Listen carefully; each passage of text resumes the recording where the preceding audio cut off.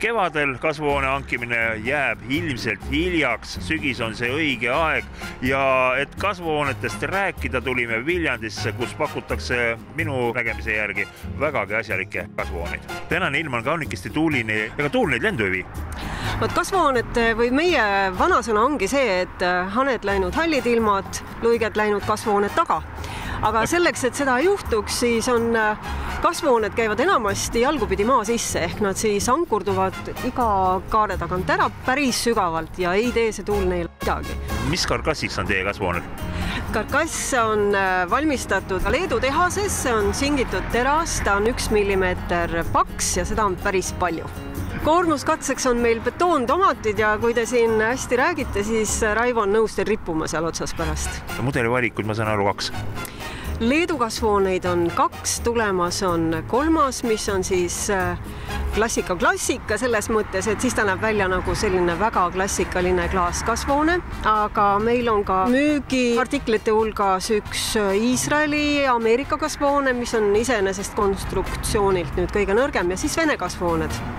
Mida ma peaksin teadma, et nüüd valikud teha, et nende 2 vahel valida?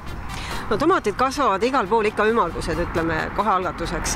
Seal on pigem teised sellised funktsioonid, mis võivad teile tähtsad olla, näiteks mitu peenart ma tahan sisse ehitada või rajada, et 3-meetrisesse mahub heal juhul siis 3 peenart, sellesse natuke kitsamasse 2 peenart. See kitsam on see teravatipuline? Kitsam on teravatipuline, jah. Ja võib-olla soovitaks teravatipulist siiski ka neile, kes talvel üldse ei käi oma kasvuhoone juures, et seal on see lume maha tulemise tõenäosus ikka oluliselt suurem kui ümaral kasvuhoonel.